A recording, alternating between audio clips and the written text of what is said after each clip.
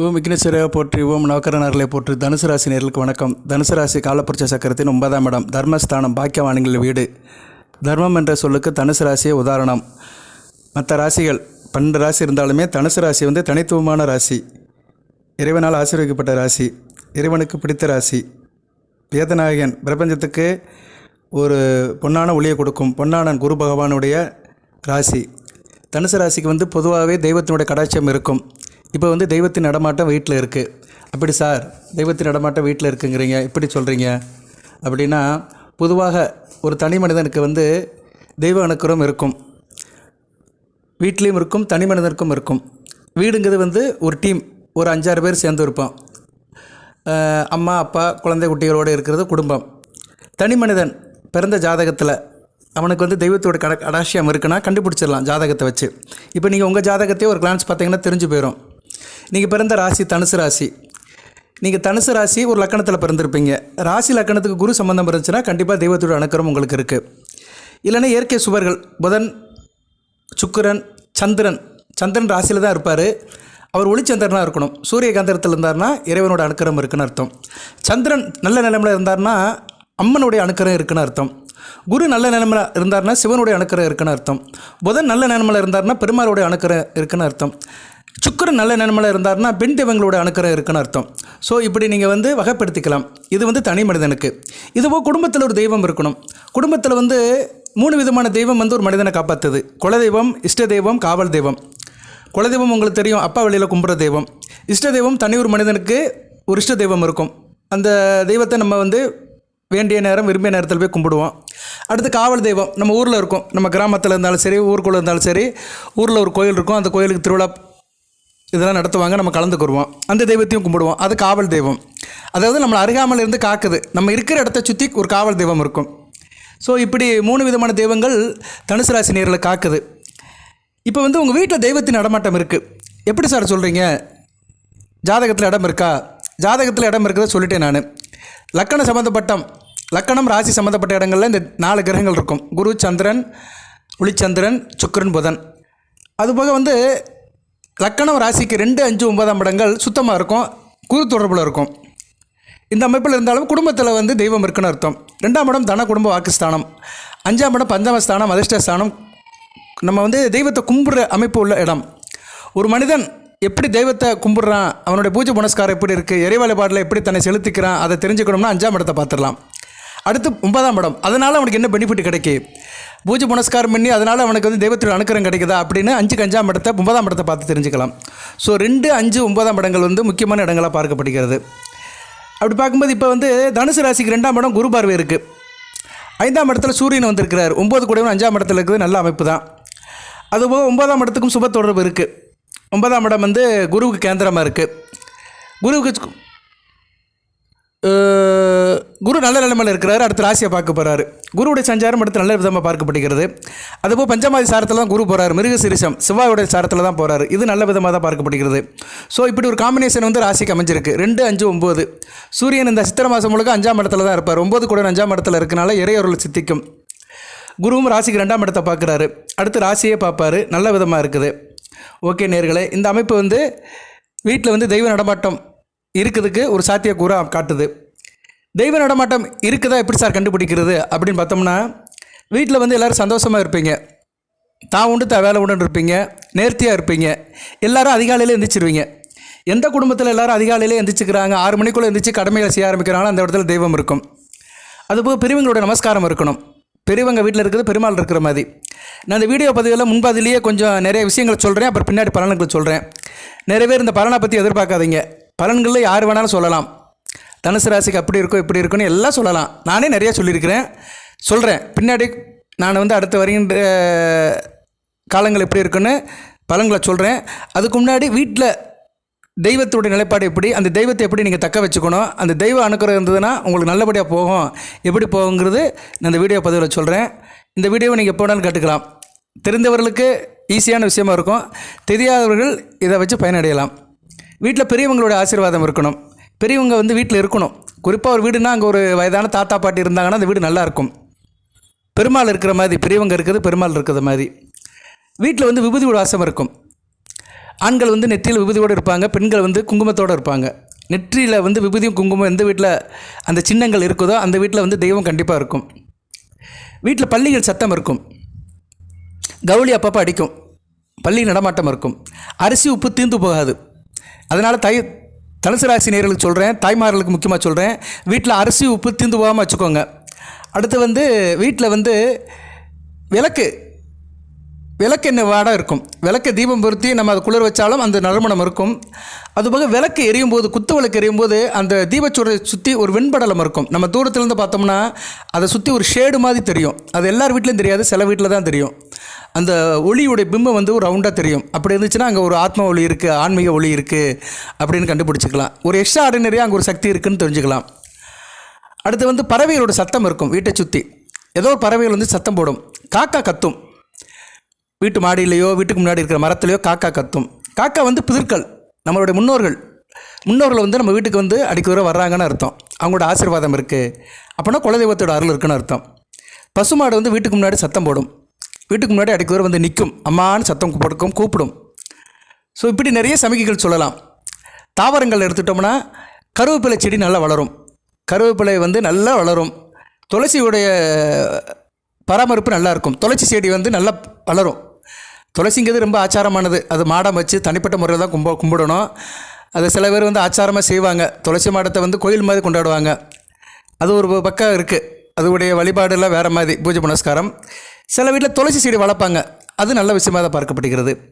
ஈசான மூலை சுத்தமாக இருக்கும். வீட்டில் வந்து போரில் உள்ள தண்ணி வந்து உப்பு தண்ணியாக இருக்காது, நல்ல தண்ணியாக இருக்கும். தண்ணி பஞ்சம் இருக்காது. வீட்டில் எப்போவுமே ஈரப்பதம் இருக்கும், வெப்பத்தினோட தாக்கம் அதிகமாக இருக்காது. எவ்வளோ தான் வெயில் அடித்தாலும் வீட்டில் ஒரு குளுமை இருக்கும். நிறைய வீட்டில் நான் அனுபவிச்சிருக்கேன் அதை. சரியா, மாடி வீட்டியாக இருந்தால் கூட சில வீட்டில் சில குளுமை இருக்கும். அந்த வீட்டில் அந்த அமைப்பு அப்படி இருக்கும். அதுக்கு அந்த வாஸ்துன்னு சொல்லுவாங்க, அதுக்குள்ளெல்லாம் நம்ம ரொம்ப போக வேண்டாம்.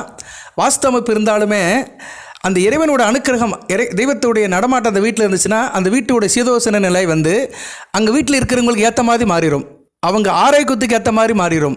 அந்த குடும்பத்தில் இருக்கிறவங்களுக்கு ஒரு வைப்ரேஷன் இருக்கும். ஒவ்வொரு மனுஷனுக்குமே ஒரு வைப்ரேஷன் இருக்கும், இயல்பு இருக்கும். அந்த இயல்பு நிலைக்கு வந்து இந்த பஞ்சபூதங்கள் ஒத்துப்போகும். இதுதாங்க தெய்வம்னு அர்த்தம். தெய்வம்னா என்னென்னா, தெய்வத்துடைய வாசம் வீட்டில் இருக்குன்னா இந்த பஞ்சபூதங்களுடைய அந்த வைப்ரேஷன், பஞ்சபூதங்களுடைய அந்த கான்ட்ரிபியூஷன் இருக்குது பார்த்தீங்களா. பஞ்சபூதங்கத்தை வச்சு தான் பூமி இயங்குது. ஒரு தனி மனிதனுக்கு இந்த பஞ்சபூதத்துடைய கான்ட்ரிபியூஷன் தேவைப்படுது. அண்டத்தில் உள்ளதாக பிண்டத்தில் இருக்குது. அந்த அண்டத்தில் உள்ள பஞ்சபூதங்களுடைய கான்ட்ரிபியூஷன் தனி ஒரு மனிதனுக்கு இயல்பு நிலைக்கு ஏற்ற மாதிரி அமைஞ்சிடும். அது வீட்டில் அமைஞ்சிருச்சுன்னா எல்லாத்துக்கும் நல்லபடியாக இருக்கும். எல்லோரும் தேக ஆரோக்கியத்தோடு இருப்பாங்க, சிரிச்ச முகத்தோடு இருப்பாங்க, கலகலப்பாக இருப்பாங்க, ஃபன் ஜாலியாக இருப்பாங்க. இதுதான் தெய்வம். தெய்வங்கிறது எங்கேயோ இருந்து வரது இல்லை. பஞ்சபூதங்கள் வந்து ஒரு இடத்துல சங்கமிக்கிற நல்ல ஒரு சங்கல்பம் தான் தெய்வம். சரியா, ரைட்டு.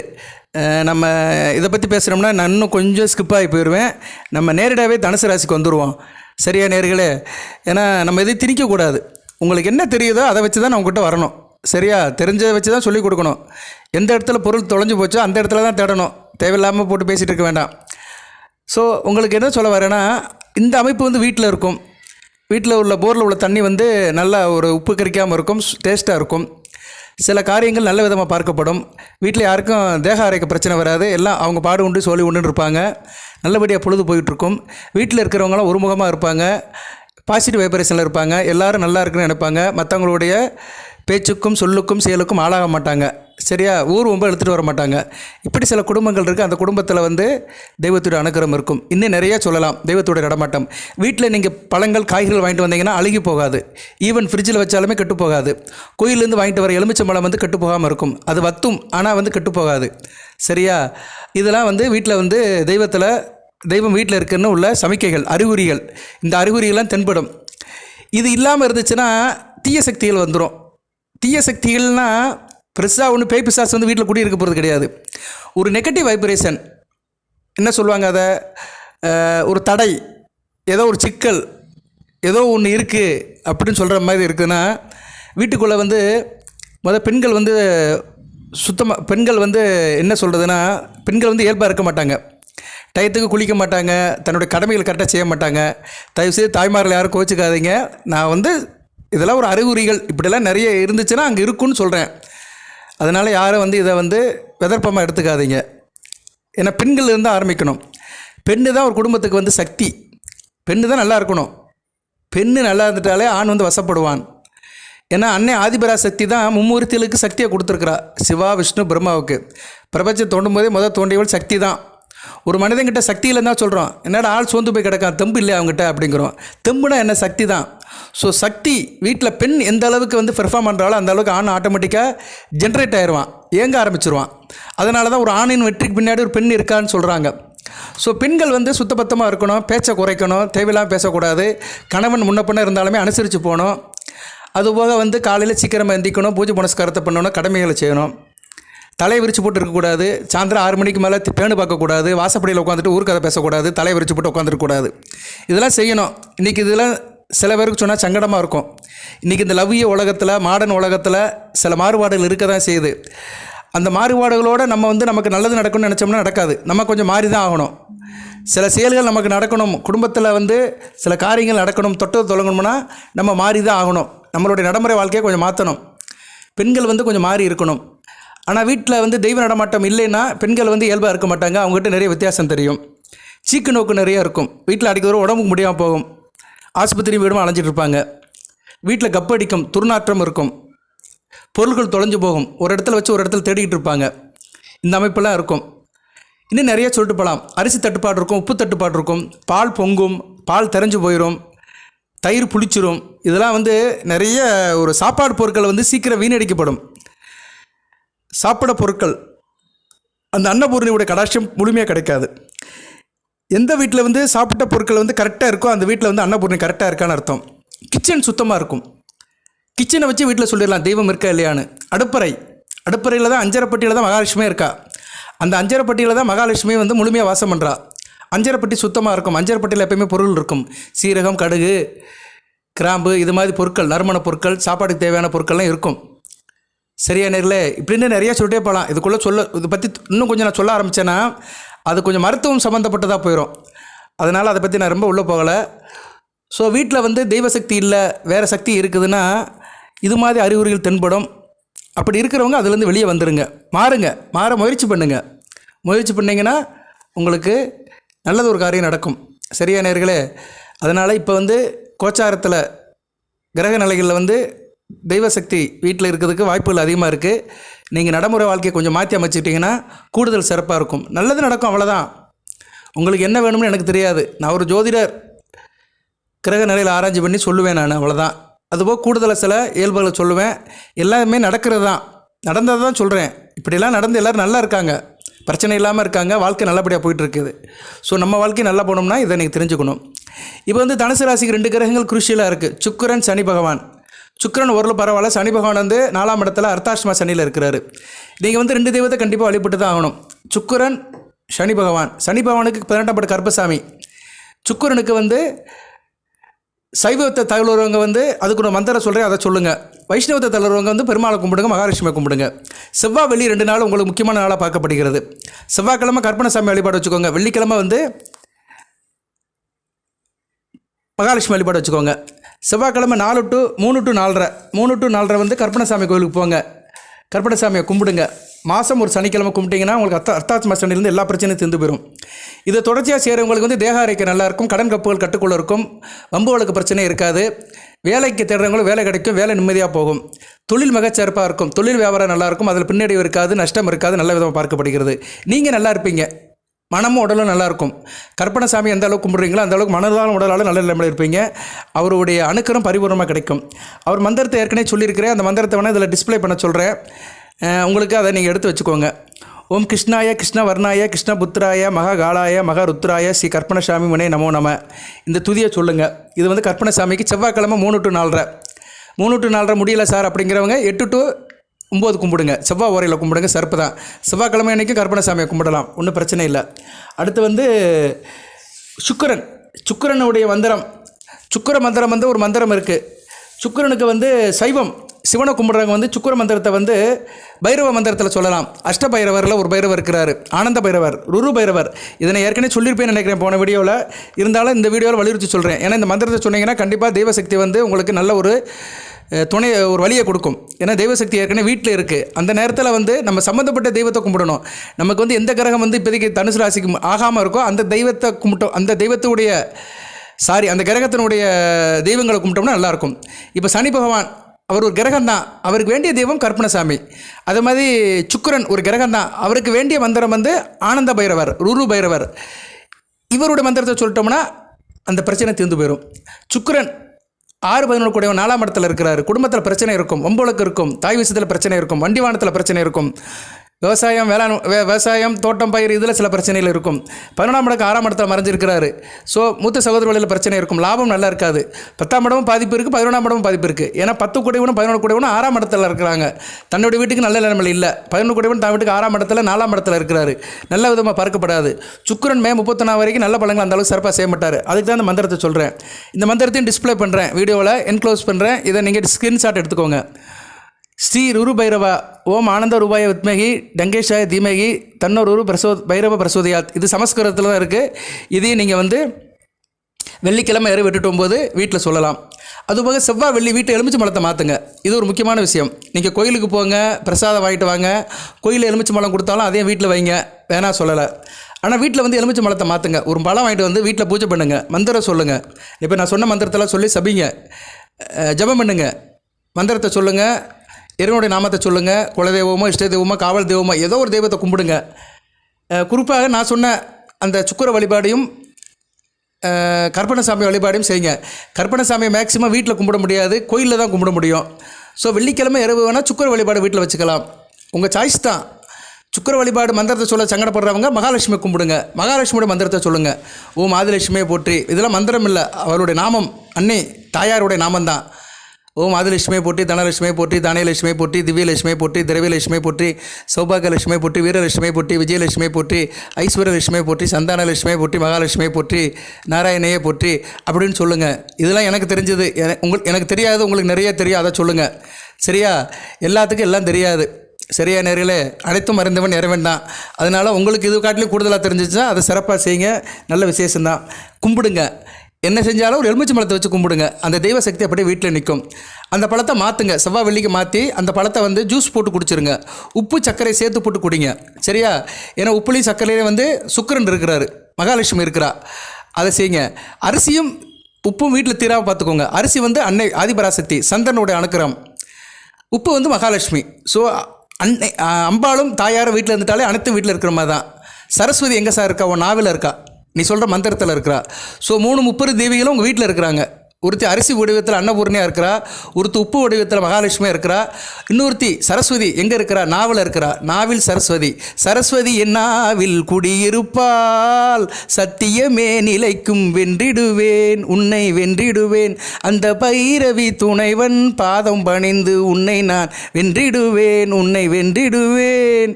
அகத்தியர் படத்தில் அகத்தியர் பாடுவார். இந்த படம் அகத்தியர் படத்தில் வர வரிகள் அகத்தியருக்கு ராவணனுக்கும் போட்டி வந்துடும். அப்போ வந்து அகத்தியர் வந்து சரஸ்வதியை எடுத்து பாடுவார். சரஸ்வதி நாவலை குடியிருக்கணும். சரஸ்வதி நாவலை குடியிருந்துட்டாலே அனைத்து வசப்படும். ஏன்னா அதுதானே ரொம்ப முக்கியம். வாக்கு தானே மந்திரமாக மாறுது. ஓகே நேர்களே, தனுசு ராசிக்கு என்ன அறியாமலே நாவல் வந்துருச்சு. நல்லதே நடக்கட்டும் தனுசு ராசிக்கு. இது மூலிமா ஒரு நல்லது நடக்கட்டும். நாவை நல்ல விதமாக பயன்படுத்துங்க. நாவால் இறை நாமத்தை சொல்லுங்கள். 3 பேருமே நம்மக்கிட்ட தான் இருக்கிறாங்க. சரியா நேர்களே? 30 தேவிகளும் நம்ம வீட்டில் வந்து கண்டிப்பாக வாசம் பண்ணுவாங்க. பழங்கள் எப்படி சார் இருக்குது? பழங்கள் சொல்கிறதுக்கு 18 நிமிஷம் ஆகிப்போச்சு. பழங்கள்லாம் என்ன சார், இவ்வளோ நீங்கள் வழிபட்டாலே உங்களுக்கு பழங்கள் ஆட்டோமேட்டிக்காக வந்துடும். சரியா? ஊனுருகி உடல் உருகி நெஞ்சுருகி நீங்கள் இறைவனை வழிபட்டாலே எல்லாம் உங்களுக்கு சேர்ந்து வந்துடும். ஒன்றும் பிரச்சனை இல்லை. சூரியன் நல்ல நிலைமையில் தான் இருக்கிறார், 5ஆம் இடத்துல தான் இருக்கிறாரு. நல்லாயிருக்கும். அரசியல் இருக்கிறவங்களுக்கு பட்டம் பதவி வரும், புதிய பொறுப்புகள் தேடி வரும். வேலை தேடிட்டு இருக்கிறவங்களுக்கு எதிர்பார்த்த ட்ரான்ஸ்ஃபர் பதவி உயர்வு கிடைக்கும்.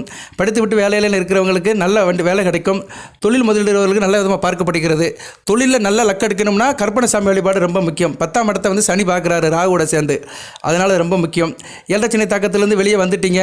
இருந்தாலும் குரு வந்து மாற்றமாகி 7ஆம் இடத்துக்கு போய் ராசியை பார்த்தாருன்னா இன்னும் கூடுதல் சிறப்பாக இருக்கும். சரியா நேர்களே? மனசில் ஒரு கஷ்டம், மன உளைச்சல் இருந்துட்டு தான் இருக்கும். இந்த செவ்வாய் வெள்ளிக்கு இந்த வழிபாடு பண்ணுங்கள். எலுமிச்சம் பழத்தை மாற்றி வச்சு கும்பிட்டிங்கன்னா மிக சிறப்பாக இருக்கும். இன்னொன்று சொல்கிறேன் நான், நீங்கள் வந்து செவ்வாய் வெள்ளி சாமி கும்பிடும்போது செவ்வாய்க்கிழமை என்ன பண்ணுறீங்கன்னா, நம்ம வீட்டில் அந்த ஜலம் இருக்குது பார்த்தீங்க, இது இருக்குது பார்த்தீங்களா, அது என்ன சொல்லுவோம், நம்ம பஞ்சாச்சரம் ஒரு கிண்டியில் தண்ணி வைப்போம். அதில் வெறும் தண்ணியாக சிலவர் வைப்பாங்க, சிலவர் துளசி போடுவாங்க, சிலவர் வந்து வேப்பிலை போடுவாங்க. செவ்வாய்க்கிழமை வேப்பிலை போட்டுருங்க. சரியா? செவ்வாய்க்கிழமை அம்மனுக்குரிய நாள் வேப்பலை போட்டு கும்பிடுங்க.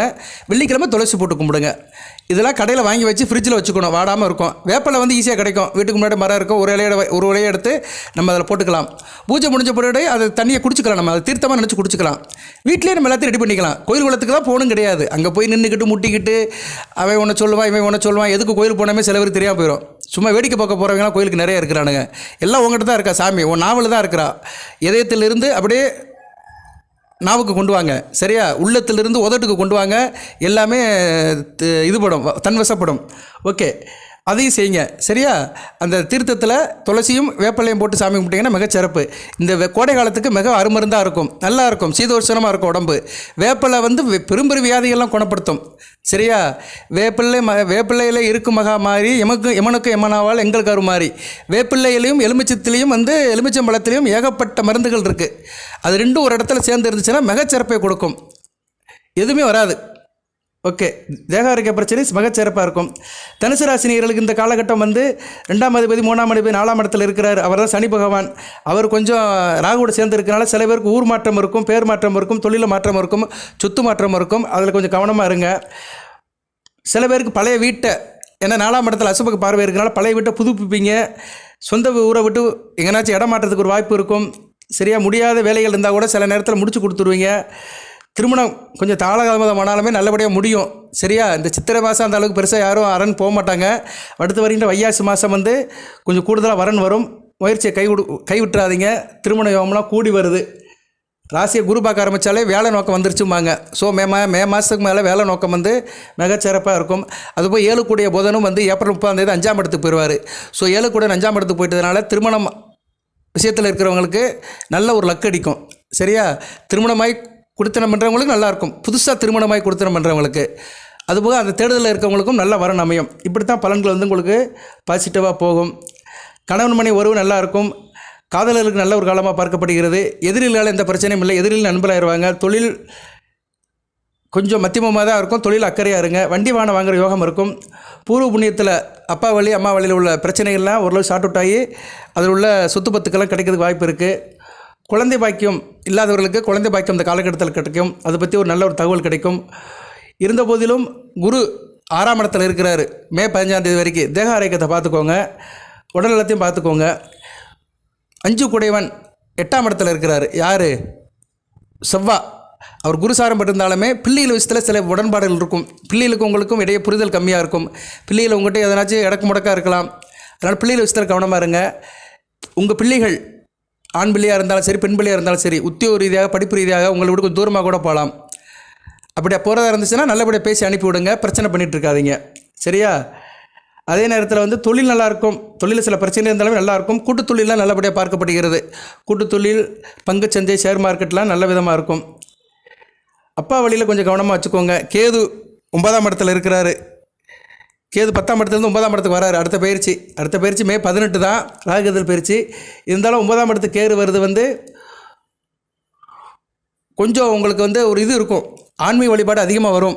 ஏன்னா 9ஆம் இடத்துல கேது வருது வந்து ஆன்மீக வழிபாடு அதிகமாக கொடுப்பாரு. பாக்கியஸ்தானத்தில் ஒரு ஆன்மீகரம் வர்றதுனால அப்படி வரும்போது என்ன ஆகும்னா குரு பார்வை இருக்காது, சிம்மத்தில் தான் இருப்பார். சிம்மத்தில் கேது கொஞ்சம் உடல் உஷ்ண சம்மந்தப்பட்ட பிணிகள் இருக்கும். சிம்மம் வந்து ஒரு நெருப்பு கிரகம், நெருப்பு ராசி, நெருப்பு கிரகத்துடைய ராசி. கேது ஒரு சர்ப்ப கிரகம். அவர் வந்து நிலராசி நீர் ராசியில் இருந்தார்னா நல்ல பலன்களை கொடுப்பார். கேது மீனம், விருச்சிகம், கன்னி, மகரம், இப்படி சில இடங்களில் கும்பம், அதாவது நிலம், நீர், காற்று இருந்தாருன்னா ஓரளவு நல்ல பலன்களை கொடுப்பாரு. நெருப்பு ராசி வந்து கேதுக்கு வந்து அந்த அளவுக்கு ஆகாது. மேசம், தனுசு, சிம்மம் ஆகாது. அதனால் கொஞ்சம் உடல் நலத்தை பார்த்துக்கோங்க. உஷ்ண சம்மந்தப்பட்ட சாப்பாடெல்லாம் சரி பண்ணிக்கோங்க, சரியா? ஏன்னா கேது வந்து 9ஆம் இடத்துக்கு வராரு, பாக்கியஸ்தானத்துக்கு வராரு. 9ஆம் இடம் முக்கியம். ஒரு மனிதனுக்கு பேரதிர்ஷ்டம் கிடைக்கணும்னா 9ஆம் இடம் வளர்க்கணும். இருந்த போதிலும் 9 கூடிய சூரியன் மாதம் ஒரு தடவை மாறிக்கிட்டே இருப்பார். தன் நிலைப்பாடை மாற்றுறதுனால கொஞ்சம் நல்லாயிருக்கும். இருப்பினும் கேது வந்து அங்கே பரணி சாரத்தில் பூரர் சாரத்தில் போவார். ஆரம்பத்தில் போக மாட்டார், உத்தரத்தில் தான் போவார். உத்தரம் 1ஆம் பாதத்தில் போவார். அதுக்கடுத்து பரணியில் போவார். பரணியில் பூரம், ஆமாம் பூரம் தான் இருக்குது சிம்மத்தில். ஏன்னா ரெண்டுமே சுக்கிரனுடைய நட்சத்திரம் தான். சுக்கிர நட்சத்திரத்தில் கேது போகும்போது நல்லா இருக்காது. உஷ்ண சம்மந்தப்பட்ட வீட்டில் ஒரு நெருப்பு ராசியில் சுக்கிர சாரத்தில் கேது போகிறது நல்ல விதமாக பார்க்கப்படாது. தேக ஆரோக்கிய பிரச்சனை வரும், அரிப்பு தடிப்பெல்லாம் வரும் உங்களுக்கு அந்த காலகட்டத்தில். அதுக்கெல்லாம் இன்னும் நாள் இருக்குது, நான் முன்னாடியே சொல்கிறேன். அது சம்மந்தப்பட்டவங்க அந்த காலகட்டத்தில் கவனமாக இருங்க. மே மாதத்துக்கு பின்னாடி கொஞ்சம் கவனமாக இருங்க. ஜூன் ஜூலையில் கொஞ்சம் அதோட தாக்கம் இருக்கும். ஏன்னா அந்த காலகட்டத்தில் கேது வந்து பூர நட்சத்திரத்தில் ஏறிடுவார். அவர் ஒரு நட்சத்திரத்தில் வந்து 2 மாதம் தான் இருப்பார். ஏன்னா 18 மாதம் ஒரு ராசியில் சஞ்சாரம் பண்ணுவார். ஒரு ராசியில் 9 பாதம் இருக்குது, 9 2 18. ஸோ உத்திரம் 1ஆம் பாதத்தில் 2 மாதம் இருப்பார். மே 18லேருந்து ஜூலை 18 வரைக்கும் இருப்பார். ஜூலை 18க்கு மேலே அங்கிட்ட ஒரு 8 மாதத்துக்கு வந்து அவர் வந்து பூர நட்சத்திரத்தில் போவார். அது நல்ல விதமாக பார்க்கப்படாது. சரியா? பூரம் 3ஆம் பாதத்தில் போகும்போது ஓரளவு பிரச்சனை இல்லாமல் இருக்கும். 1ஆம் பாதம் 2ஆம் பாதம் 4ஆம் பாதத்தில் கொஞ்சம் பிரச்சனை இருக்கும். தோல் பிரச்சனை இருக்கும், ஸ்கின் அலர்ஜி வரும், நரம்பு பிரச்சனை இருக்கும், உஷ்ண சம்மந்தப்பட்ட பிணிகள் வரும். இதெல்லாம் கொஞ்சம் பார்த்துக்கணும் நீங்கள். ஏன்னா 9ஆம் இடங்கிறது முக்கியமான இடம். அந்நேரம் சூரியன் சரியில்லாமல் இருந்தார் வச்சுக்கோங்களேன், தாக்கம் அதிகமாக இருக்கும். இதுதான் ஜோதிடம். முன்னக்கூடியே வருது. இப்போ முன்னக்கூடியே ஜூலை 18ஆம் தேதிக்கு பின்னாடி வர்றது இப்போயே அனலைஸ் பண்ணுறோம் பார்த்தீங்களா? இதுதான் ஜோதிடம். ஒரு ஜோதிடர் வந்து எப்போயுமே அனலைஸ் பண்ணிகிட்டே இருக்கணும். சும்மா அப்படியே உட்காந்து பேசிட்டு போகிறதெல்லாம் பெரிய விஷயம் கிடையாது. அனலைஸ் பண்ணணும். ஒரு கிரகம் அடுத்து எந்த லெவலுக்கு போகுது, எந்த வீட்டுக்கு போகுது, அந்த வீடு கொடுத்த நாதன் எப்படி இருக்கிறான், அங்கே சாரம் கொடுத்தவன் எப்படி இருக்கான், இதெல்லாம் பார்க்கணும். சரியா நேர்களே? அப்படி பார்க்கும்போது கேது வந்து கொஞ்சம் காம்ப்ளிகேஷன் பண்ணுவார். அந்நேரம் நான் வீடியோ போடுவேன், கவனமாக இருங்க. அதுதான் முக்கியம். வருமுன்னு காக்கணும், வளமாக இருக்கணும். ரைட்டு, நான் சொல்கிறேன். இது எத்தனை பேர் கேட்குறீங்கன்னு தெரியல. கேட்டவர்களுக்கு நல்லது, கேட்டவரெல்லாம் வாழலாம், நல்லது. ரைட்டு, மற்றபடி ஒன்றும் பிரச்சனை இல்லை. தகப்பன் விஷயத்தில் கொஞ்சம் கவனமாக இருந்துக்கோங்க. 9ஆம் இடத்துல கேது இருக்கிறனால தகப்பன் விஷயத்தில் சில கான்ட்ராவர்ஷன் வரும், கவனமாக பார்த்துக்கோங்க. மற்றபடி உங்களுக்கு தனிப்பட்ட முறையில் புகழ் அந்தஸ்து கௌரவம்லாம் இருக்கும். பொருளாதார நிலையில் நல்ல ஒரு ஏற்றம் இருக்கும். கையில் காசு பணம் இருக்கும். சுபவரை இருந்தாலுமே அதுக்கு வந்து தேவையான பணம் வரும். சரியா? நல்ல விதமாக தான் பார்க்கப்படுகிறது. நல்லா இருக்கும். அடுத்தடுத்து வருகின்ற காலங்கள் நல்லா இருக்கும். குரு பயிற்சி நல்லா இருக்குது. ராகு வந்து 3ஆம் இடத்துக்கு வந்துடுவார். குருவும் ராகும் நல்ல பலன்களை கொடுப்பாங்க. சனிக்கு எதுவும் நல்ல பலன்களை கொடுக்க மாட்டாங்க. இதுதான் சூட்சுமம். ஏன்னா சனிக்கு வந்து கேது வந்து சஷ்டாசமாக இருக்கிறாரு. சனிக்கு ராகு வந்து 12ஆம் இடத்துல இருந்தாலும் பிரச்சனை கிடையாது. சனிக்கு ராகு வந்து 6ஆம் இடத்துல சூரியன் வீட்டில் வந்து இருக்கும்போது நல்ல பலன் கொடுக்க மாட்டார். பொதுவாக சனி பகவானுக்கு வந்து சூரியன் வீட்டில் இருக்கிறவங்க வந்து மேட்சிங் ஆகாது. இப்போ சூரியன் வீட்டில் வந்து கேது உட்கார்றாரு. இது வந்து நல்ல விதமாக மேட்ச் ஆகாது. கவனமாக பார்த்துக்கணும். குலதெய்வத்தோட வழிபாடை நல்லா வலுப்படுத்திக்கோங்க. குலதெய்வம் கோயிலுக்கு கூடுமான வரை ஒரு 6 மாதத்துக்கு ஒரு தடவை போயிட்டு வாங்க. நல்ல விதமாக பார்க்கப்படுகிறது. நான் சொன்ன வழிபாடு மட்டும் பண்ணுங்கள். கற்பனசாமி வழிபாடையும் சுக்கிர வழிபாடையும் பண்ணுங்கள், சுகத்தை கொடுக்கும். சரியா நேர்களே? கேது வந்து ஒரு சாயா கிரகம் தான். அவர் வந்து எப்படின்னா நேரடியாக பழங்களை கொடுக்க மாட்டார். சூரியன் மூலியமாக தான் கொடுப்பாரு. தனக்கு சாரம் கொடுத்த மூலியமாக தான் கொடுப்பாரு. சூரியன் மூலியமாகவும் சுக்கிர மூலியமாக தான் கொடுப்பாரு. அவர் சில கெடுபலங்களை கொடுத்தாலுமே அந்த சாரநாதனும் அந்த வீட்டுக்குடையவனும் நல்ல நிலைமையில் இருந்தார்னா கெடுபலங்கள் வடிகட்டப்படும். கொஞ்சம் அதை வந்து பேலன்ஸ் பண்ணப்படும். ஆனால் சனி பகவானும் சூரியனும் நேரடியாக கொடுப்பாங்க. அதனால தான் சனி பகவானையும் சுக்கிரையும் இந்த காலகட்டத்தில் வழிபட்டீங்கன்னா மிகச்சிறப்பாக பார்க்கப்படுகிறது. நான் இதுக்கு முன்னாடி ஒரு வீடியோ போட்டேன். அதை நான் வந்து தம்மையில் கொஞ்சம் சரியாக போடலை. அதில் வந்து என்ன போட்டேன்னா, தெய்வம் கண்ணை திறக்கிற நேரம்னு உங்கள் வீட்டில் ஒன்று போட்டேன். அது நிறைய பேர் பார்க்கல. அந்த வீடியோவில் சொன்ன விஷயத்தை சுருக்கமாக சொல்லிட்டு இந்த வீடியோ நிறைய பண்ணுறேன். அதில் ஒன்றும் பெருசாக சொல்லலை. நான் ஒரு முக்கியமான விஷயத்தை சொல்லியிருக்கிறேன். என்ன சொல்லியிருக்கேன்னா, வருகிற 30ஆம் தேதி, ஏப்ரல் 30ஆம் தேதி சித்திரை 17 சுக்லபட்ச திருதியை அன்றைக்கி அக்ஷய திருதியை, ரோஹிணி நட்சத்திரம். புதன் வந்து ராசிக்கு 5ஆம் இடத்துக்கு போகிறாரு. சந்திரன் வந்து ராசிக்கு 6ஆம் இடத்துல குருச்சந்திர யோகத்தில் இருக்கிறாரு. நல்ல விதமாக பார்க்கப்படுகிறது. அன்றைக்கி காலையில் 9 to 10 நல்ல நேரமாக இருக்குது. 9:45 வந்து வீட்டில் வந்து மகாலட்சுமி படத்தை வச்சு கும்பிடுங்க. மகாலட்சுமி அல்லது குபேரனை வச்சு கும்பிடுங்க. வீட்டில் வந்து நீங்கள் சில பொருட்களை வாங்கி கும்பிடுங்க. என்ன பொருட்கள் சார் அப்படின்னா, மகாலட்சுமிக்கு வேண்டிய பொருட்கள் பச்சை கற்பூரம், உப்பு, மிளகு, நறுமண பொருட்கள், கிராம்பு, லவங்கம், இப்படி சில நறுமண பொருட்களை வாங்கி பூஜை அறையில் வச்சு கும்பிடுங்க. இல்லைன்னா வீட்டுக்கு வாங்கி வச்சுக்கோங்க. பூஜை அறையில் படி உப்பு வச்சு கூட கும்பிடலாம். சரியா? அது உங்கள் சௌகரியம் தான். விநாயகரை பிடிச்சி வச்சு கும்பிடலாம். அதில் நிறையா சொல்லியிருக்கேன். அந்த வீடியோ லிங்க் வேணால் கொடுக்குறேன். அதில் நல்லா சொல்லியிருக்கிறேன் நான். அதில் வந்து அந்த வீடியோவில் உள்ள சொன்னபடி நீங்கள் ஃபாலோ பண்ணிக்கலாம். வாட்டர் மேபி பூஜை பண்ணுற நேரம் 9:45, காலையில் 9:45 நீங்கள் பூஜை பண்ணிடுங்க. அன்றைக்கி எல்லாத்துக்கும் ஒர்க்கிங் கிடையாது தான். பூஜையை முடிச்சுட்டு போனீங்கன்னா நல்ல விதமாக பார்க்கப்படுகிறது. அச்சய திருதி அன்றைக்கி நீங்கள் நகை வாங்குறது, நட்டு வாங்குறதெல்லாம் உங்கள் சௌரியம் தான். தங்க நகை வாங்குறதெல்லாம் உங்கள் சாய்ஸ் தான்.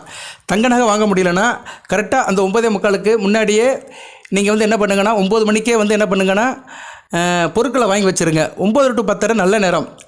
உப்பு வாங்கி கூட வச்சுக்கலாம். உப்பு அல்லது பால் பாக்கெட்டு, மஞ்சப்பொடி, நறுமண பொருட்கள், ஜவ்வாது, வாசனை பொருட்கள், சந்தனம், இதில் 5ல் ஏதோ ஒன்று வாங்குங்க. நான் 5 பொருள் சொல்லியிருக்கிறேன். 5 பொருளில் ஒரு பொருளை வாங்கிட்டு வீட்டில் கொண்டு வந்து வச்சுருங்க. பூஜை அறையில் வச்சுருங்க. மகாலட்சுமி உங்கள் கூடயே இருப்பா. சரியா? நகை வாங்கணும் தான் அவசியம் கிடையாது. தங்கம் தான் வாங்கணும்னு யாரும் சொல்லலை. அது இடையில சொல்லிட்டாங்க அச்சய திருதி அன்னைக்கு தங்கம் வாங்கணும்னு.